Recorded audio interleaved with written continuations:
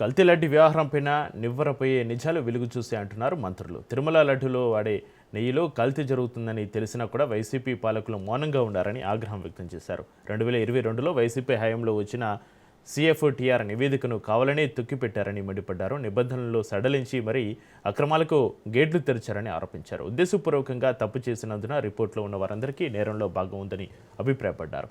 నకిలీ పత్రాలతోటి టెండర్లో పాల్గొన్నారని తెలిసినా మౌనం వహించారన్నారు. చుక్క పాలు లేకుండా నెయ్యి చేయడంపైన ప్రజలు చర్చ జరగాలన్నారు. నెయ్యి లేని 20 కోట్ల నేతి లడ్డూలను తయారు చేసి కోట్లాది మంది భక్తులకి పంపిణీ చేసిన మహానుభావులు, హిందూ మత సాంప్రదాయాల మీద మనోభావాల మీద గౌరవం లేకోకుండా నిబంధనల్ని సడలించి పాపానికి అంకురార్పణం చేసిన పెద్దలు ఒక పర్చేజ్ కమిటీని పక్కదారి పట్టించడం, పక్కన పెట్టేయటం పెద్ద కష్టం కాదని చెప్పేసి ఇప్పుడు అర్థమవుతా ఉంది. ఆ రోజు ప్రత్యేకంగా మీరు చూసినట్లయితే స్పెషల్ ఇన్వైటీస్ కింద 2 సభ్యులను మాత్రమే పిలుచుకొని ఆ రోజు దీనికి సంబంధించిన రాతకోతలు కానీ అప్రూవల్స్ కానీ ఇవ్వటం జరిగింది. ఆ పర్చేజ్ కమిటీకి సంబంధం లేకోకుండా అని చెప్పేసి నేను చాలా స్పష్టంగా తెలియజేస్తాను. కరుణాకర్ రెడ్డి గారు, ఇంకా అధికారులు కొంతమంది ఉన్నట్టున్నారు, చెవిరెడ్డి భాస్కర్ రెడ్డి గారు, కరుణాకర్ రెడ్డి గారు అనుకుంటున్నాను నేను. ఎందుకంటే మాకు ఆ రోజుకి తెలియదు, తర్వాత మాకు తెలిసిన విషయం.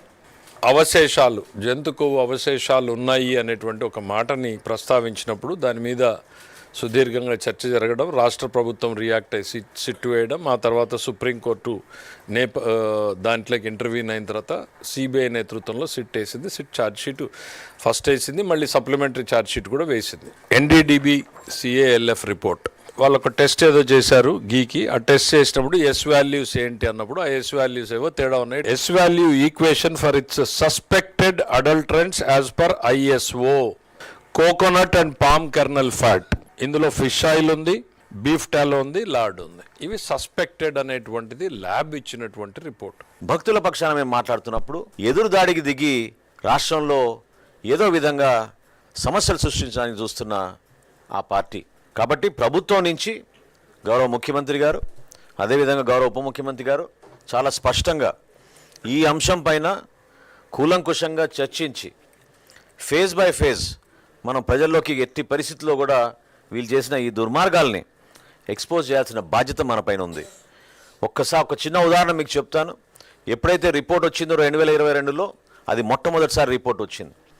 రిపోర్ట్ వచ్చిన తర్వాత ఏనాడు కూడా వాళ్ళు మరొకసారి ఆ ఘీ శాంపిల్స్ని టెస్ట్కి పంపించలేదు.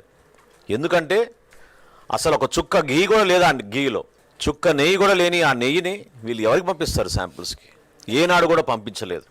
అదే మన కూటమి ప్రభుత్వం వచ్చిన తర్వాత ఇప్పటి వరకు దాదాపు 12 నుంచి 15 సార్లు ఈ ల్యాబ్ టెస్టింగ్కి పంపించి ఎప్పటికప్పుడు నాణ్యత లోపం లేకుండా ఉండే విధంగా జాగ్రత్తలు తీసుకుంటున్నాం. మొత్తం సరఫరా చేసిన నెయ్యిలో అసలు నెయ్యే లేదనే విషయం కూడా చెప్పడం జరిగింది. కేవలం పామలిన్ ఆయిల్ కానీ, పామాయిల్ కానీ ఇతరత్ర కెమికల్స్ని వాడి నెయ్యిని తయారు చేశారని, దానికి ఇప్పుడే గౌరవ ఆర్థిక శాఖ మంత్రి గారు చెప్పినట్టుగా ఆ వాల్యూ పెంచడం కోసం కెమికల్స్ కూడా వాడినట్టు కూడా వార్తలు వచ్చాయి. అంటే మరి నెయ్యే లేకుండా లడ్డూలు ఎలా తయారు చేశారో కూడా సమాధానం చెప్పాల్సి ఉంది. నెయ్యి తయారు చేయాలంటే భగవంతుడు సృష్టి ప్రకారం పాలతోనే నెయ్యి తయారు చేస్తారని ఎవరికైనా తెలిసిన విషయం. కానీ వాళ్ళ వైఎస్ఆర్సీపీ నాయకత్వం ప్రతిసృష్టి చేయడం, అందరూ దేవుళ్ళుగా తయారైపోయి ప్రతిసృష్టి చేసే ప్రయత్నం చేస్తున్నారు. పాలే లేకుండా నెయ్యిని తయారు చేస్తున్నారంటే ఎంతకు బరితెగిచ్చారో మనం అర్థం చేసుకోవాల్సిన అవసరం ఉంది. ఈ బోలే బాబా డైరీని తెచ్చిన ఆలీబాబా ఎవరో తెలియాల్సి ఉంది ప్రజలకి.